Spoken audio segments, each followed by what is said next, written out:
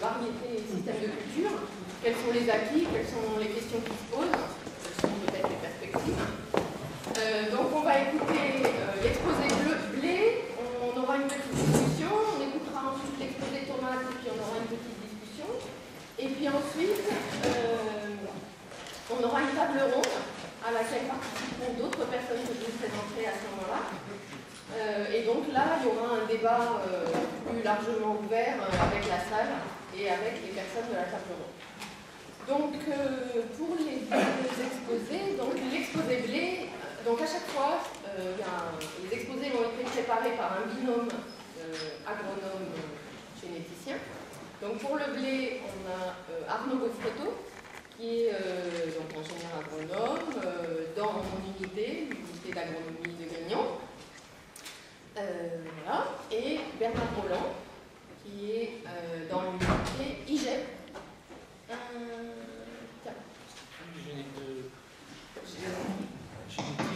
Génétique, environnement et protection des plantes par Rennes. Et ensuite, pour la tomate, on aura Mathilde Cos, qui est généticienne à l'unité génétique et amélioration des fruits et des légumes à Avignon, et François Lecomte, agronome à l'unité PSH, donc plantes et systèmes de culture horticole à Avignon aussi. Voilà. Donc vous avez... Concernant le premier exposé, tout d'abord, notre binôme, on avait la chance d'être 4 finalement. On a travaillé avec Gilles Charmet et Jacques Louis, qui sont à Clermont-Ferrand dans l'unité GDEC. Et donc Jacques avec une approche plus éco-physiologie et Gilles avec une approche purement génétique. Donc on nous posait 3 questions et on va répondre aux 3 questions successivement. Donc il n'y aura pas réellement de conclusion, donc il faudra bien être attentif sur chacune des questions, ce qui va être présenté. Pardon, je suis trompé de bouton, ça fait Déplace-toi. Fais une chaise à côté.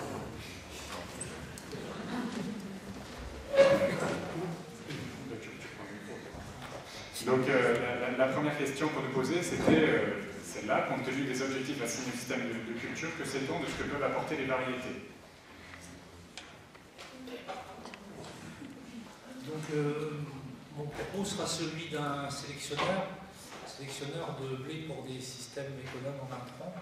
Et au passage, c'est un vrai plaisir d'être ici et je voulais saluer l'homme avec qui j'ai appris l'agronomie, qui est Jean-Marie Nolot à Toulouse.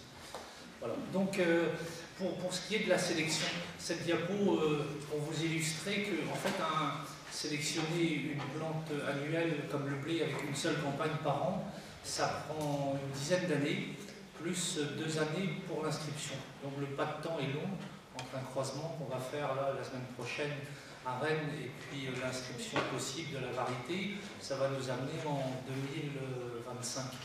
Et donc, par contre, il y a des ajustements qui sont possibles sur la durée. Et donc, sélectionner, c'est éliminer. Ça, il faut vraiment avoir ça en tête. C'est qu'on élimine entre 95 et 90% de nos génotypes dans le parcours de sélection. C'est-à-dire qu'on va partir de plusieurs milliers de plantes en bulk et de quelques milliers de lignes en sortie de bulk en F5 pour arriver à 1 ou 2 qui vont être déposés au CTPS. La particularité de notre travail, c'est qu'à l'INRA, les premières évaluations de rendement se font exclusivement en conduite faible intrant, avec une diversification des conduites à partir des F8. On a la conduite faible intrant plus le traité et les non traités du CTPS. Et autre originalité, on a aussi une partie de nos lignées qui sont testées en agriculture biologique à partir de la F7. Donc les objectifs de sélection. Depuis la fin de la Deuxième Guerre mondiale, on est parti en fait d'une époque de grande dépendance où il s'agissait d'augmenter les rendements de nourrir la France. Puis il y a la partie révolution verte. Il s'agissait de raccourcir les pailles pour valoriser au mieux les intrants, azote et pesticides.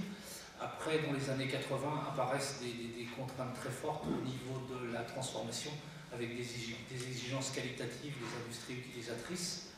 Et donc, on ajoute ces critères de qualité au rendement. Dans les années 90, là, notamment, il y a l'action de Gérard Boussineau, c'est la résistance aux maladies. Donc, on essaie de de réduire les pesticides en prenant en compte le mieux possible les résistances variétales. Dans les années 2000, à une époque où les prix du blé étaient bas, on travaille sur les aspects faible intrants, économie d'intrants. Donc on essaie de réduire les fongicides et de valoriser au mieux l'azote. Et plus récemment, on a la thématique blé à haute performance économique et environnementale, où il s'agit de concilier la productivité avec des performances environnementales qui sont d'ailleurs pas toujours très très bien définies. Et pour vous illustrer en fait un peu notre façon de travailler, les ajustements possibles, là c'est l'histoire sur 20 ans de l'inscription de nos deux variétés Scherzo et Hendrix qui ont été inscrites en 2011 avec une mention agriculture biologique. Pour la première fois, en fait, on a obtenu une expérimentation VAT du CTPS en agriculture biologique. Donc c'est des croisements, vous voyez, le Scherzo, le croisement est fait à Clermont en 1991, le croisement d'Hendrix c'est en 1996 à Rennes. Dans les années 90, la sélection INRA est orientée bas intrant.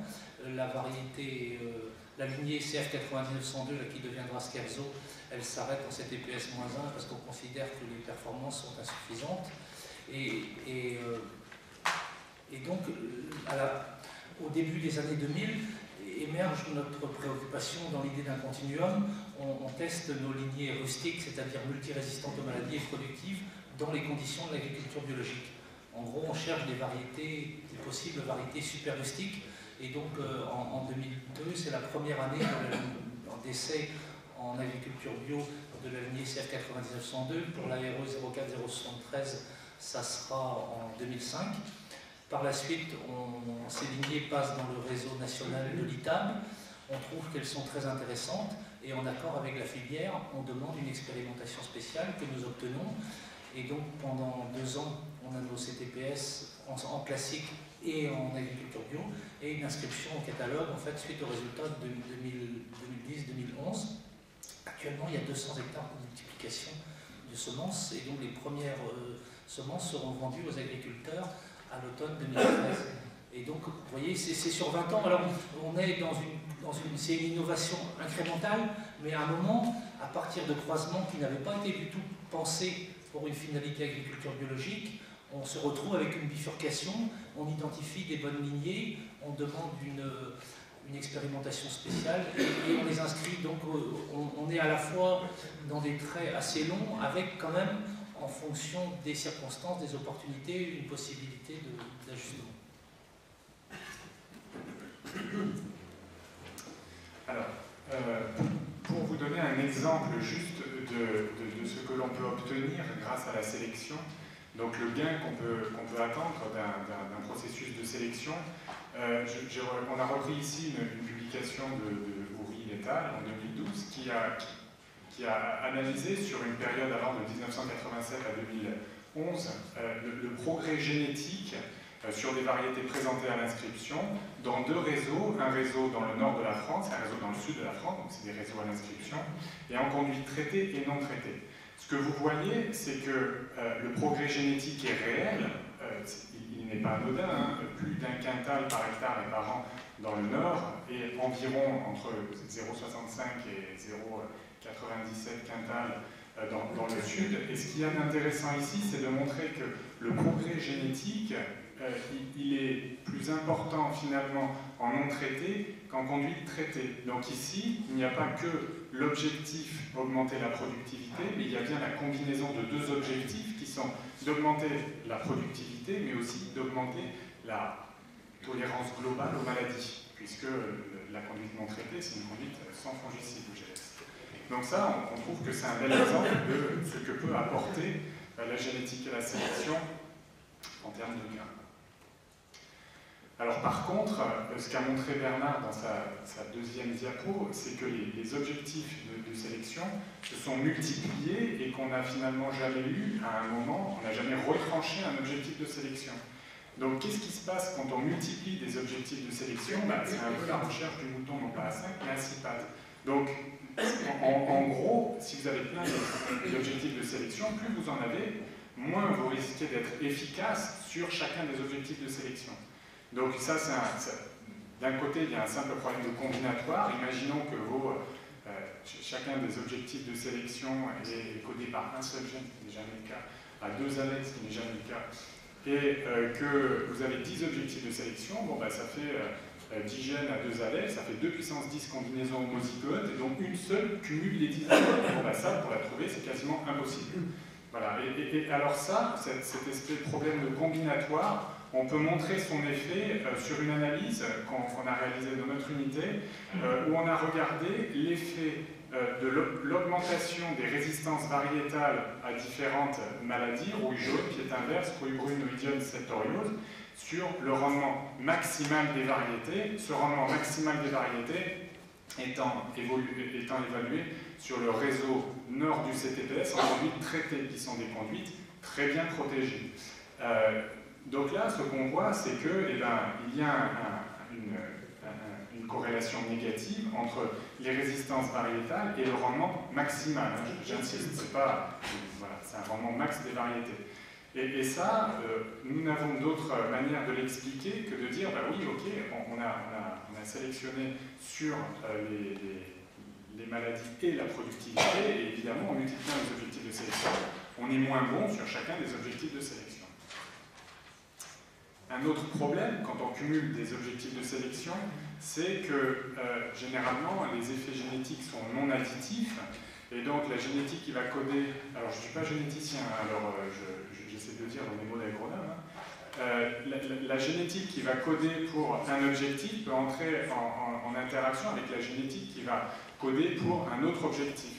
Et alors, il y a 2 types d'effets que je ne définis pas, qui sont l'épistasie et la pléiotropie, mais qui peuvent tous les deux mener à une corrélation négative entre les objectifs de sélection. Et ça, donc les 2 effets interviennent dans une relation assez simple qu'on a entre le rendement en grains et la teneur en protéines, les deux étant des objectifs de sélection. Ce que vous montre le graphe ici, avec le graphe de gauche, c'est la relation sur un environnement, le rendement en grains et la teneur en protéines. Et le graphique de droite, c'est sur 458 environnements, les corrélations qui ont été obtenues. Et à chaque fois, on a cette corrélation très négative, et en moyenne, on a quand même 50% de la variabilité de la teneur en protéines qui est expliquée par le rendement. Donc là, quand on essaye de maximiser ces 2 objectifs, on a un problème sérieux.